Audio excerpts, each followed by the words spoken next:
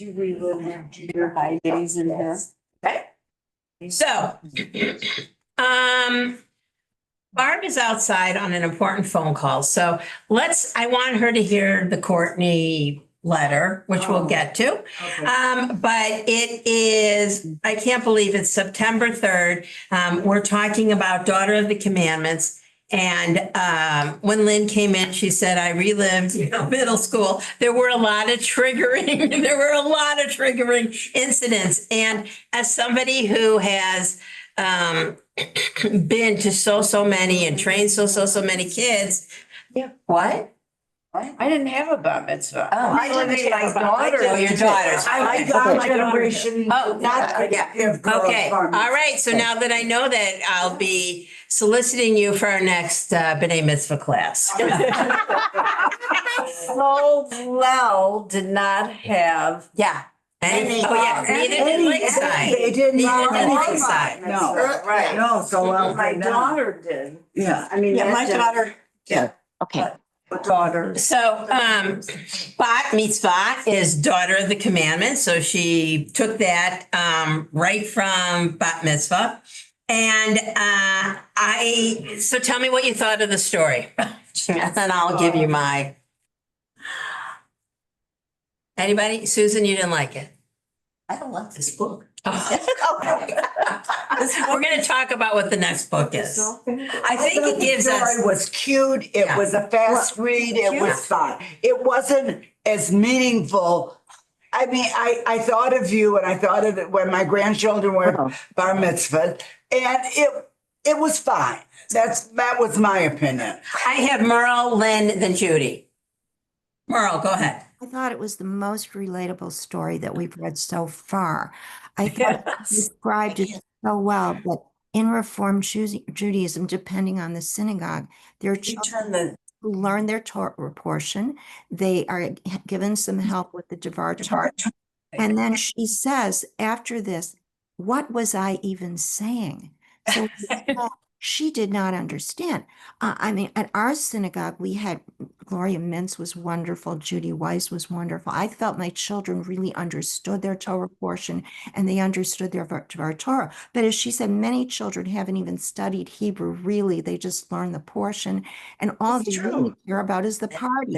And when you get to the party and the children are so badly behaved. And at her party, things were going on that were totally inappropriate. I mean, the worst thing that I ever saw at my bar mitzvah parties that I went to as a child is they would take the glass of water and then they would start putting food in it. So every boy and girl sitting at the table had a glass of water filled with all kinds of weird food in the water.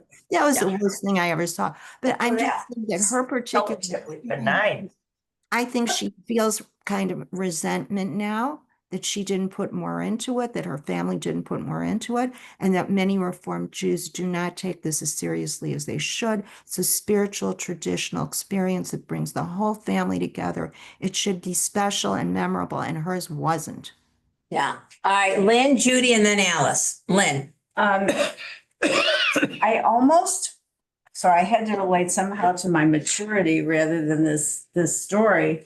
The Great Gatsby is about the indictment of the American dream.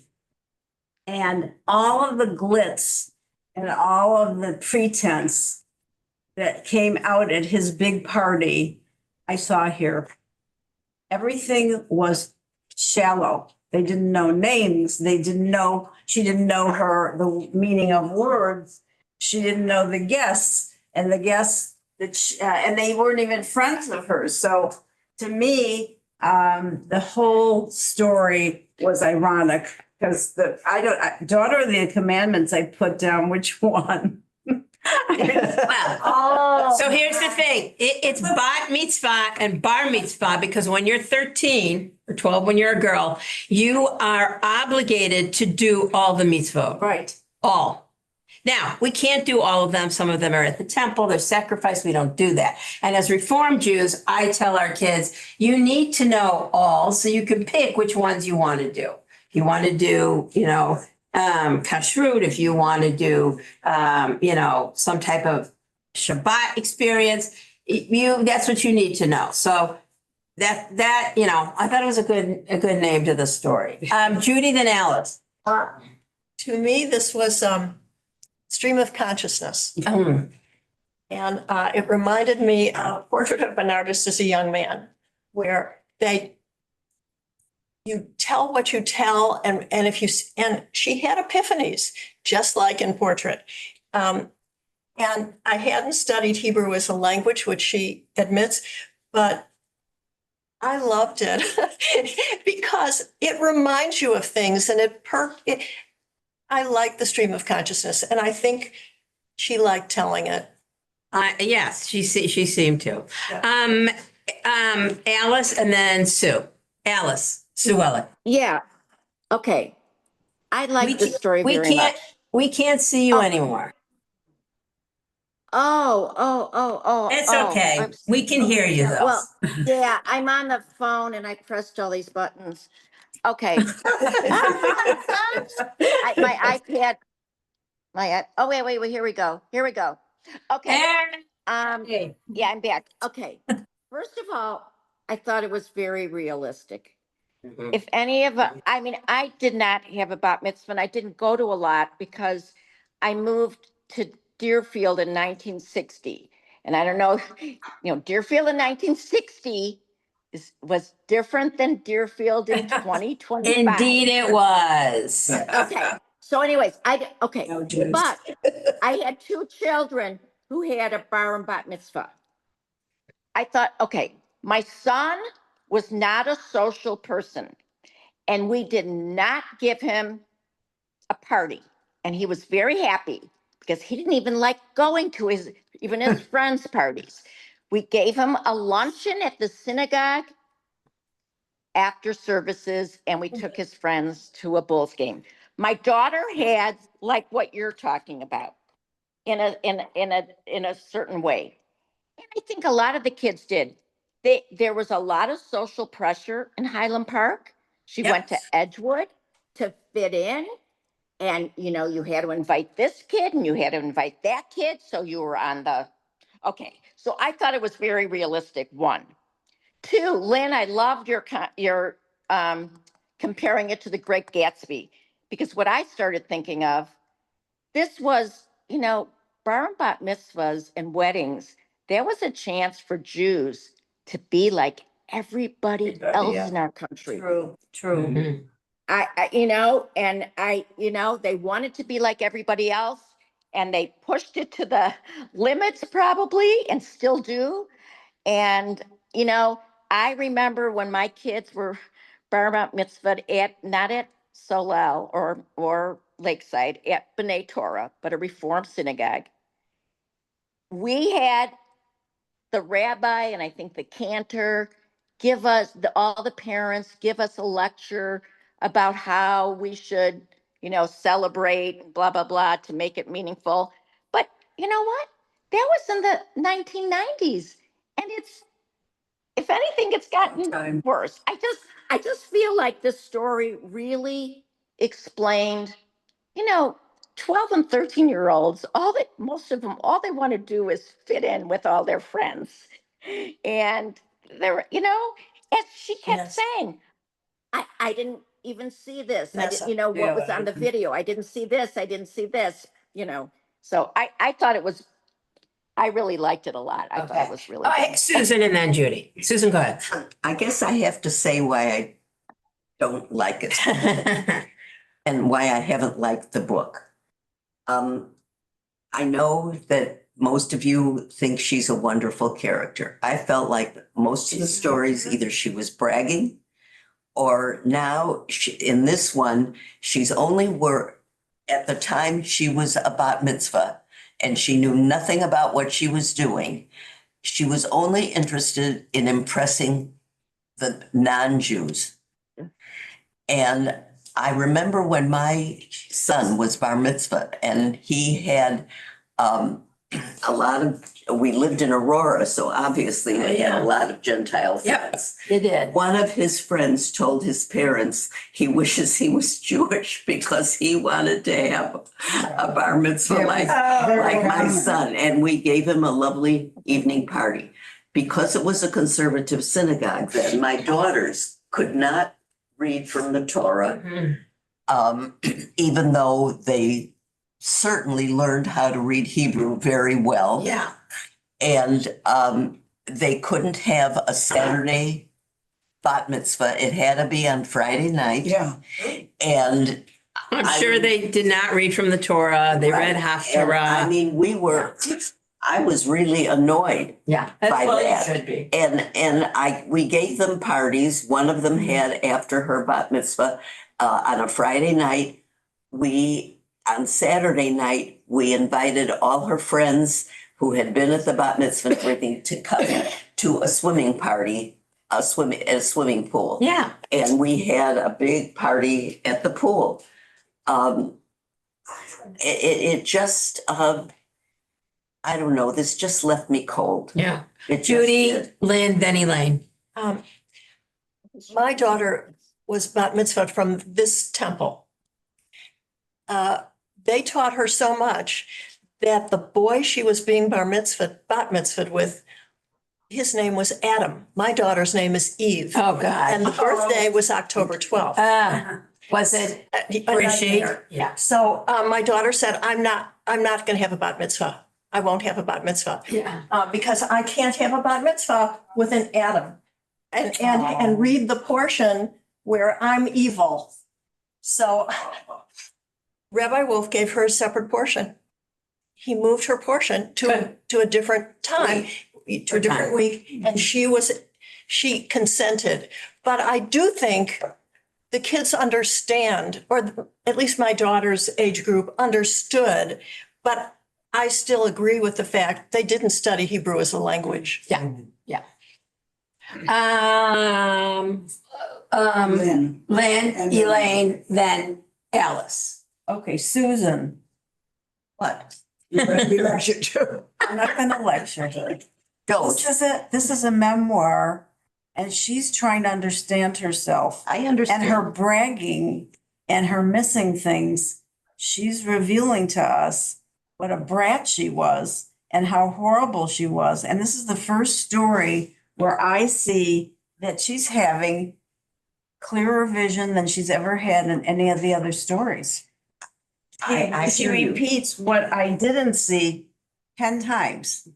I hear you. Okay, so to me, this woman is maturing as she's writing this memoir. And she is exposing life. I think she's bitter and cynical about her life.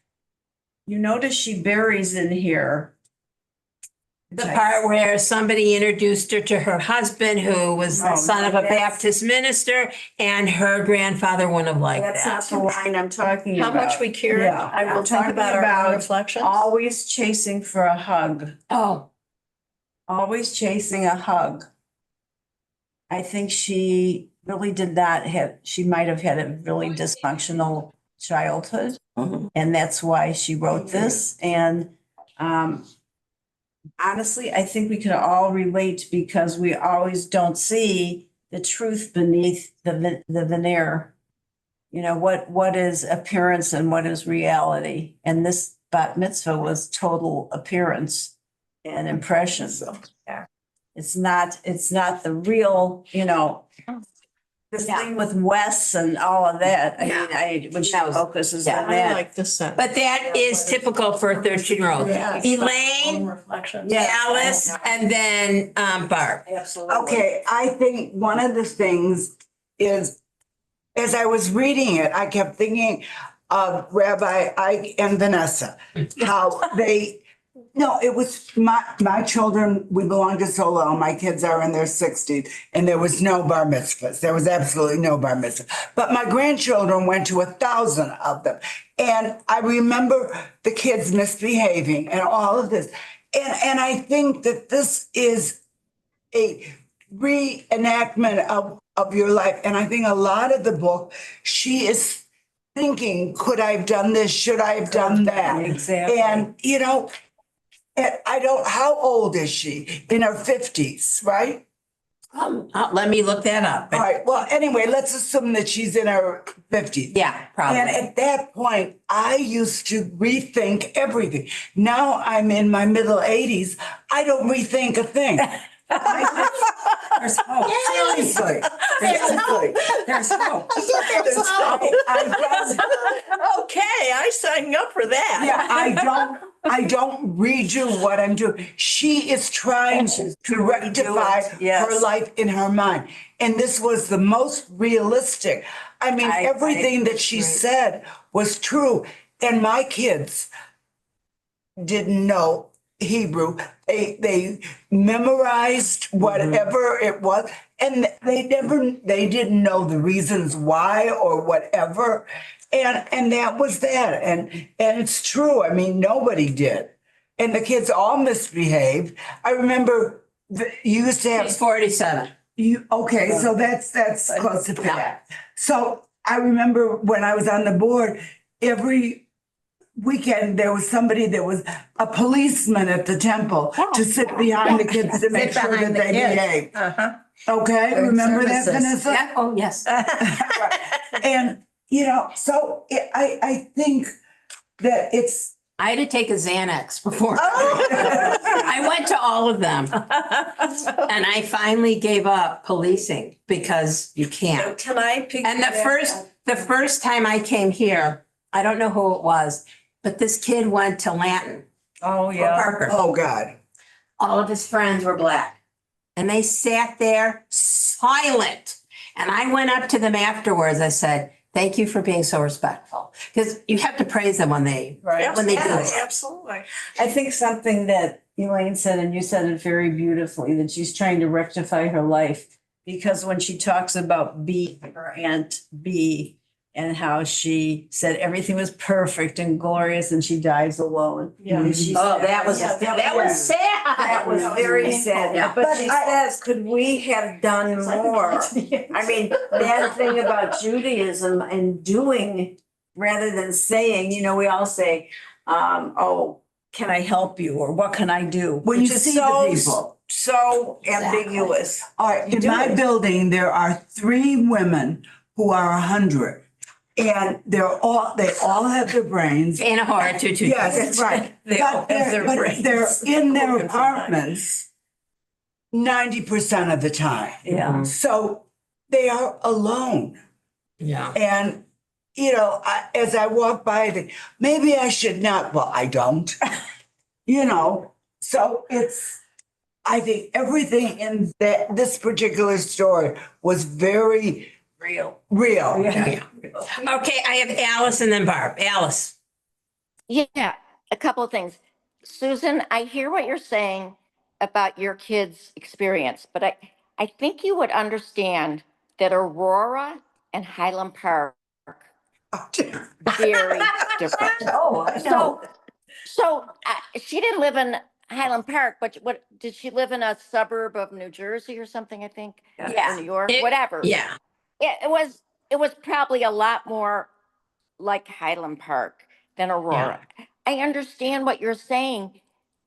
Kids, they didn't go to a lot of bar bat mitzvahs. So yes, they would sit there and say, "Oh, this is what it is. This is so different."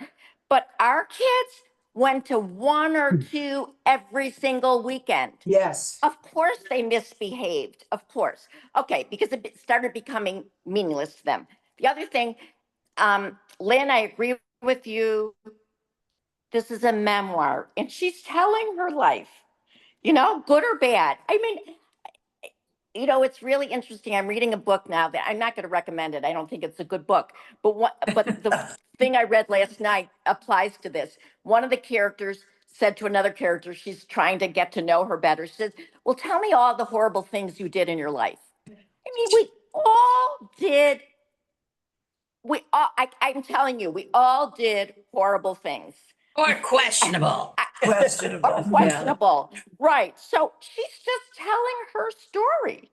Yeah. She's telling her story. So I don't think we have to like her. I don't think we have to dislike her. I think we just have to listen to her. Well, wait till I That's what I'm- read. Wait till I read her letter, and then we'll. We can vote Okay, again. can't wait. Yeah, Okay, that's sure. that's my. spiel. Barb, and then Judy. Okay, so, I stepped out, so I hope I'm not repeating anything that went on while I doubt it. But This group you could repeat. Like, oh, yeah. Sorry. And I include myself in that. okay, so I think at this age, at 13, the kids really feel like they know who they are and what's important and everything.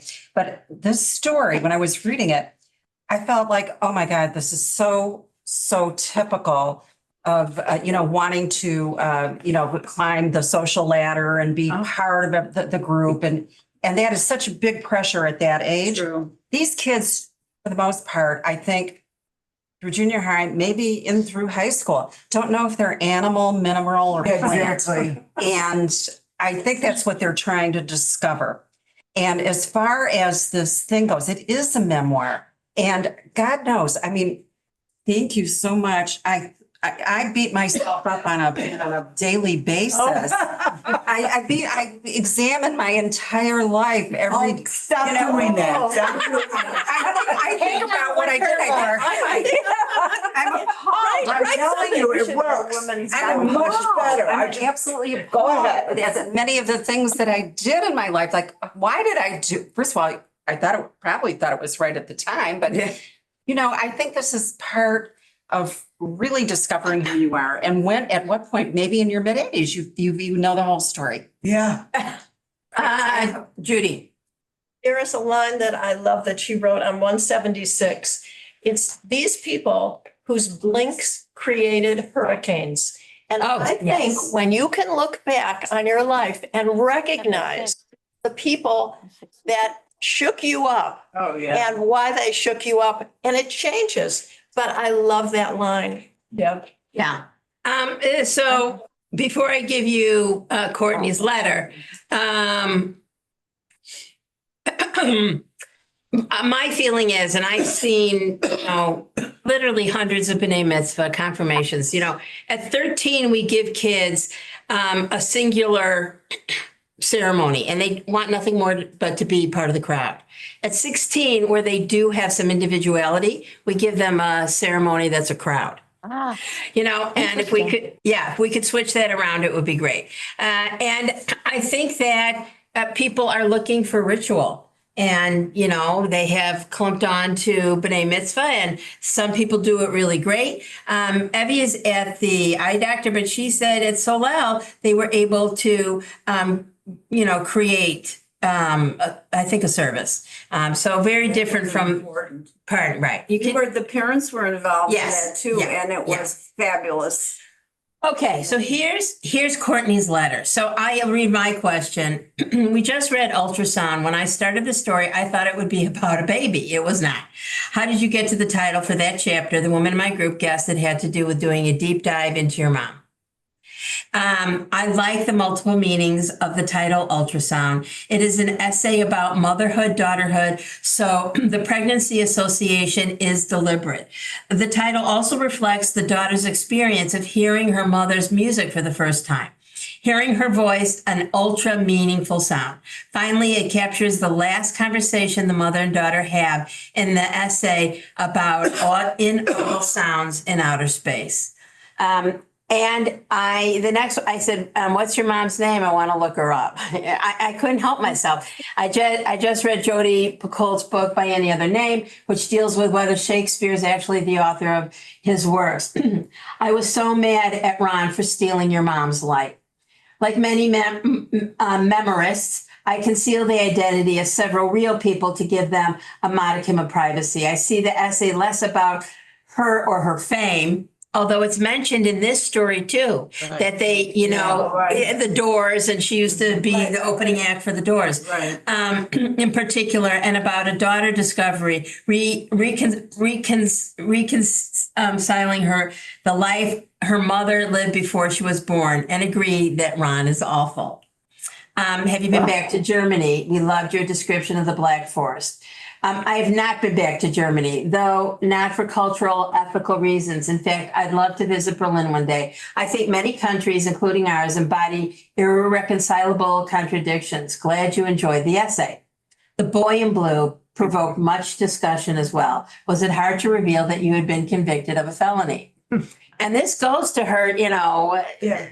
it wasn't hard for me to reveal that I'd committed a crime. When I read that, I was like, as a harebrained adolescent. Conversely, it felt essential that as a white woman, I name the ways in which my privilege has protected me, which came out through that That's right. story. Something I didn't think about at age 16.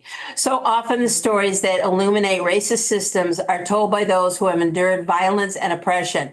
I wish more people who, like I do, would self-reflect on how they have been inoculated and spared. Yes. Oh. She's even a good writer.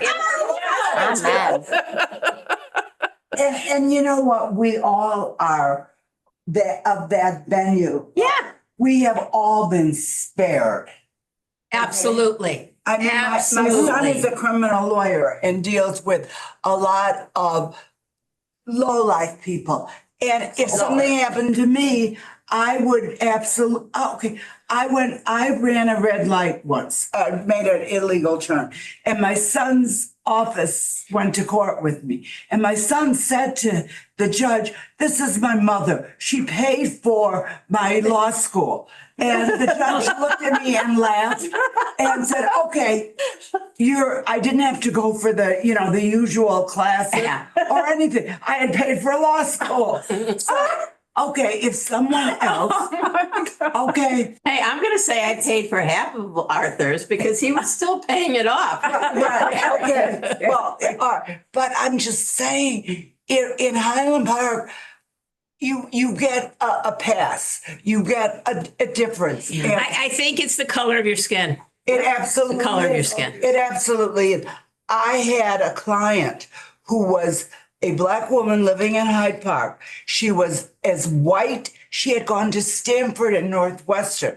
She had this son that was a big Black boy. When he got to be 16, I remember her saying to him, "Say please and thank you when the police pull you over for driving." They live, and he was a big Black kid. And she was deathly afraid that he would end up at 16th Street. Yeah. I remember Barack Obama saying that, he had two girls, but when Trayvon Martin was killed and he had a hoodie, he was a Black kid, it's just a different life. And I liked what Courtney read, but I really applaud the sentiment that people need to vocalize that we're privileged. And tying it back to the story, I don't think our kids realize how privileged they are. And, I didn't have a good giveaway like, Yankel, no one's named Yankel, like Yankel did. But I had a friend of the family, and I heard the kid talking, and they're like, what was the theme, and what on Broadway? And the other kid goes, I knew the mom, she goes, "Yeah, mine was Judaism." Yeah, she was so mad. And she complained about something about, why they knew who owns the White Sox. Reinsdorf. They knew Reinsdorf, and they went to his skybox, and the young girl was complaining, why can't we have this and this? And her mother goes, "You don't know. You don't even know what you have." And she took her to pack lunches, to work on the South Side. Like, we have to show the kids. And once their eyes are open, hopefully our Jewish values-based education will show them the right thing to do, to take care of the poor, to, tzedek, tzedek tirdov, justice, you shall pursue. So I like that part of the story. I love the part of the story where she kept saying, "I didn't see." Oh, I love And as a, white adult, she's looking back and saying, "I didn't see blah, blah, blah. I didn't see blah, blah, blah." And at least it's a core memory, and she remembers some of those things. Lynn and then Alice. Two things. I'd like to discuss this hot business that was going on at the party. That's a song. I know. But what I'm thinking is,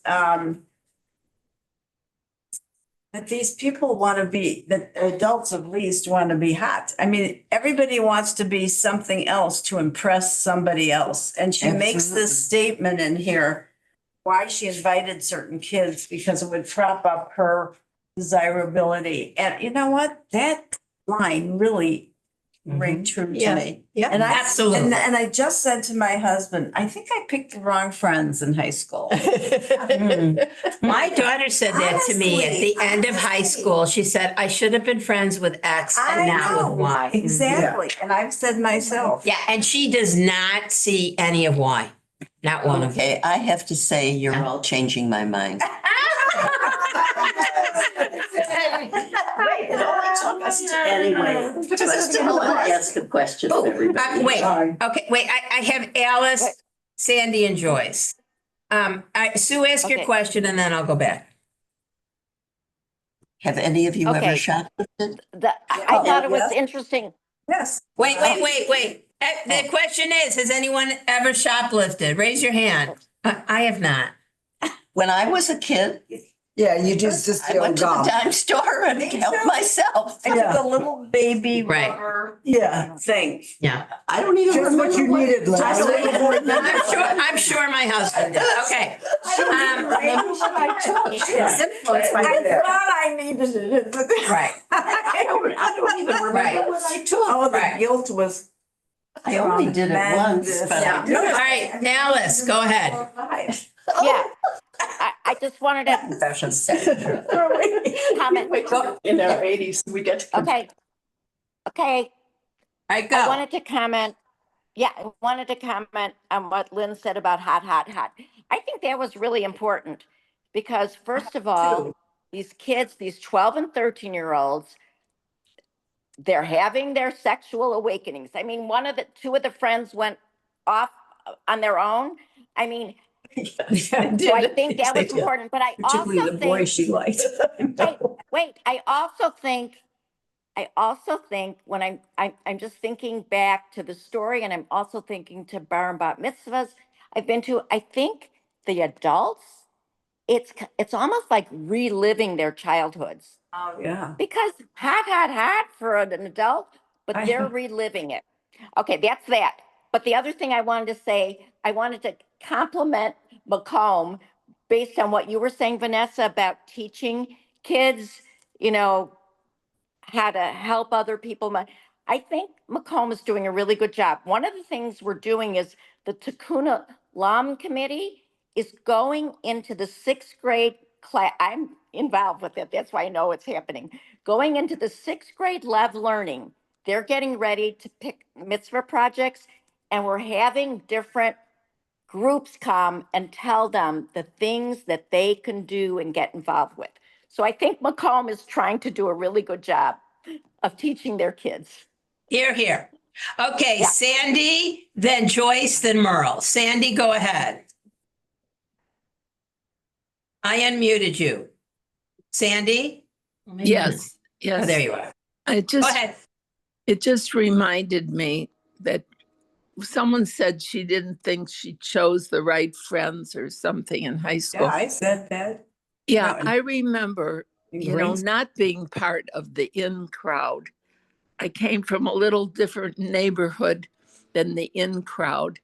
And I was happy and shy, and I had friends, but not that Jewish girls crowd that had a sorority in high school. And then I went out one night with my cousins. They brought me out here. I lived on the west side of Chicago, and they brought me out here to Northbrook to Green Acres Country Club. And there was a bingo game, I believe it was, and I won $50. Well, that was a fortune to me at that time. So what did I do? I already knew what I wanted. I went down to the Sunningdale shop at Marshall Fields, and I bought myself a red cashmere sweater. And it had dolphin sleeves and a sort of a turtleneck, and I thought it was the most gorgeous thing. And I knew exactly what I wanted to do with the $50. So I went home and I wore it to school. And the next day, about 8 girls started approaching me. They wanted me to join their sorority. And I did accept. And at each meeting, I thought what snobs they were. And I didn't want to be a part of that. So I sat through about 2 or 3 meetings with this group, and then I just dropped out. I knew this wasn't me. So that's one experience that I related to. But this is something bigger. And I don't know if you want me to talk about this, but I just watched the news this morning. No, here- no news. Well, these are 20 women complaining about Epstein. Where were Oh, their yeah. mothers? There are going to be Where were their 100. mothers? 100. Sandy, you can't blame the victims and you can't blame the victims' mothers. Those people were pedophiles and it groomed them, and it's much more complicated than that. But Yeah, they that's brought not start. home money. They brought home Well, jewelry. that's, But something for us to think about. Joyce and then Merle. Joyce. Number one, I think this part of the memoir was extremely realistic for 13-year-olds. And I remember my daughter going through all of this and me partially. And I really got a kick out of reading it and reliving part of it. Point number two, my oldest grandson is now 19 and in college. Going back probably about 6 years ago, he and I had a discussion about privilege. No one else was around, and we were having a very serious discussion. But privilege, for him, I pointed out, did not amount to where he lived or the amount of money his parents had. I told him privilege was the way he was being raised in terms of moral education and exposure to the arts. And I said, that is a privilege that you will carry through for the rest of your life. And he remained silent after I brought it up. And he said, you know, Zoffness, I never thought of privilege in that way. And he said, thank you. You opened my eyes, and I think this is going to stick with me. I mean, he was always more mature than his age, but it was such a beautiful discussion. And he was so honest with me. And I treasured that conversation more than anything. Good for you, Joyce. Good for you. Merle. Okay, I was very impressed with the part about the video. She says, when I receive the video in the mail months after my bat mitzvah, I will not watch it for these kind missives. I will not watch it to relive the biggest birthday party of my life. I will watch it for clues, indicators, will study bodies flitting by in the background. This day will not turn out how I had hoped. And I thought that was fascinating. What did she hope for, or what did each of us hope for when we gave these parties? And I think of our albums from the 3 bat mitzvahs. I have 3 daughters. Each one, it's sacred. You see these generations of people. For the first one that was in 1985, many of these people are dead now. And we have these beautiful pictures of them when they were young and alive and wonderful. And it becomes this tremendous emotional thing years later. But I kept wondering, what had she hoped for? I mean, what Yeah. did any of us I hope? had thought about that too. Not Yeah. having Wes go off with Yeah. her girlfriend. You Yeah. said you took a Xanax. You said you took a Xanax. For some people, that is a whole Oh, year. and that was sarcastic. Yeah. I wanted to because I would get so riled up. And I would come home, and when my kids were young, I said, don't you ever, ever do that. And when they were invited to B'nai Mitzvah, if it was at a Reform shul, I would go with. I knew the rabbi, blah, blah, blah, which of course they hated. Yeah. And then I would say to everyone in the car, you behave, you say thank you, and they're all, I'm sure they're all, but they did.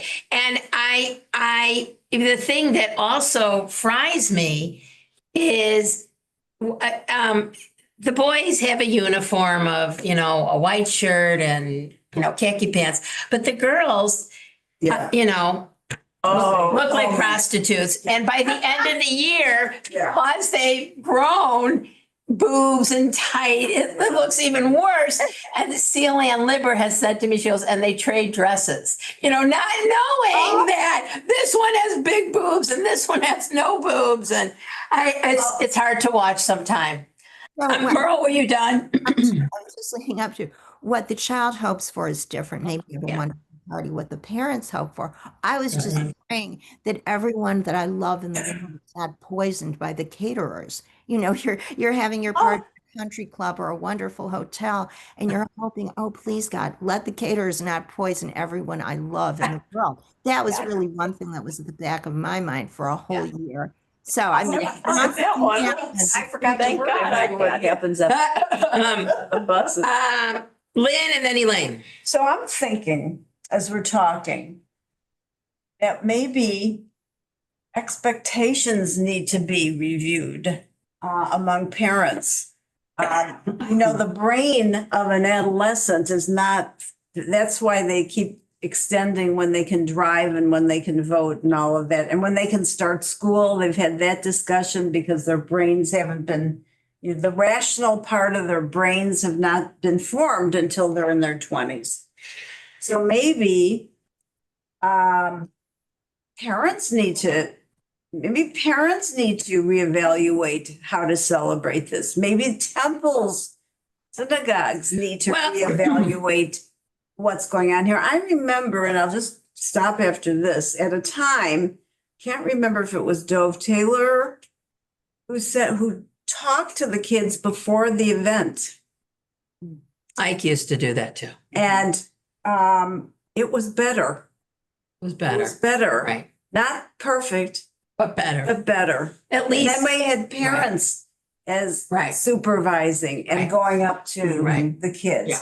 So, I think we have these expectations and there's so many of them. Yeah. And the kids, I think the kids might be pressured into having these big parties. They really don't Absolutely. want them. Absolutely. Elaine and then Alice. All right, I have Sandy. 2 points. One is my oldest granddaughter teaches at Northwood, which is a junior high. Right. And Sarah's been teaching for 10 years. So when she Can't be. first started, It was yes. just her bat mitzvah. Yeah, okay. So when she first started, because she was a child of Highland Park, she said and basically, I would say it's more than half Hispanic. She would say, oh, how was your weekend? And what did you do this weekend? Because she went to bar mitzvahs and they would say they watched their siblings because their parents were working for the weekend. What's Sarah's last name? Simons. Simon. My kids went to Northwood. They loved it. Yeah. It's a great school. Yeah, it is a good school. The other thing is, I think that the greater we in Highland Park, put expectations on everything. We have to be the thinnest. We have to be the smartest. I was watching, I happened to be scrolling on my phone, and there's this comedian who complains about everything. And he said, when did every kid get smart? He said, my parents thought I was the dumbest kid in the world. He said, nowadays every kid is smart. And when I did interior design work, I remember once I was with a 3-year-old and the mother, and the 3-year-old was picking out pink paint for the bedroom. Hours and hours we did slabs of paint, and pink is pink in a 3-year-old. But this was so important to the mother and letting the child feel the pink. You don't feel the pink. Okay, so I think that is one of our privileges and one of the downfalls of growing up in Highland Park. Oh, That you become, and I think the kids nowadays are so much more into their children as special than even my kids' generation was. Yeah. Alice, Sandy? Yeah, just a couple comments. One, Lynn, when you said about the parents, I mean, I had said it earlier. We got a lecture at B'nai Torah in the 90s, Oh, wow. and it did nada. It did nada. Oh, And I boy. think it's gotten, it did not, it didn't do anything to tone down what people were doing. I mean, my kids went to places that to this day I've never been. They went on boats. They went to country clubs. They went on. I'm sure most of your kids, I don't know, I'm 76. I had my kids late. But anyways, you know, yes, I think the clergy can talk to parents. I'm not sure what when you live in a place like Highland Park, it's difficult. Both of my kids, well, one of them's out of town, but my daughter has chosen not to live in Highland Park, I think purposefully. But anyways, the other thing I wanted to say, goes back to what Judy said a lot earlier about the stream of consciousness. One of the things she talks about, I think it's so touching. She talks about her aged great aunt being all alone at a table, and then she died all alone. I mean, I think that's so poignant, and it sort of goes to what Merle was saying too, how you look back and you see the people who are no longer with you.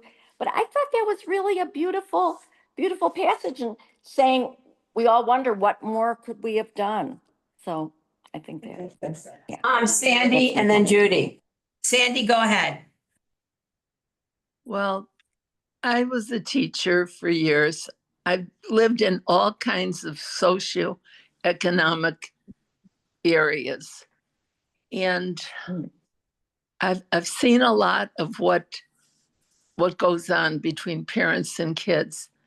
But it wasn't until about 10 years ago when I met a family on the North Shore, and I saw the most fantastic couple with 3 kids who just turned out the most wonderful children I'd ever seen. And that's Joyce's family. Her daughter and son-in-law are so special. And the 3 boys are so wonderful. From the day I met them when they were little boys and now they're grown-up teenagers, they are more than just please and thank you. It's, can I get you a chair? Can I help you? Can I fix a plate for you? They are the most wonderful boys, and Joyce can be very proud of her family. Oh, way to go, Joyce. Joyce. The other point, I think that Alice could add to the things that she exposes about herself is when she says she's going to visit her grandfather's headstone because she marries out of the faith. And so these kind of, to me, these were the things that happened when you're going through So conscious. when I was in the midst of, B'nai Mitzvah and working with the kids, I worked with them with their devout Torah. And, I didn't let them talk meanly about a sibling. And one kid comes in and, said, I fight with my sister all the time. I said, you can't say that. The mother is right behind her. She goes, I told you Mrs. Ehrlich wouldn't let you say that. I'm like, you couldn't have, fine.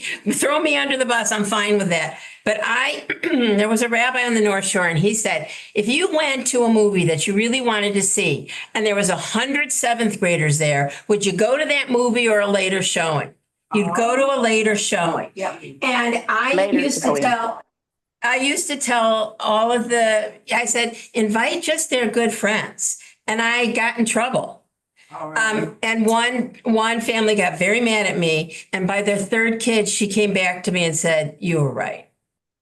Because you don't need 100 kids there. But I mean- everybody does it because of the pressure. Yes, yes, yes. I have a question.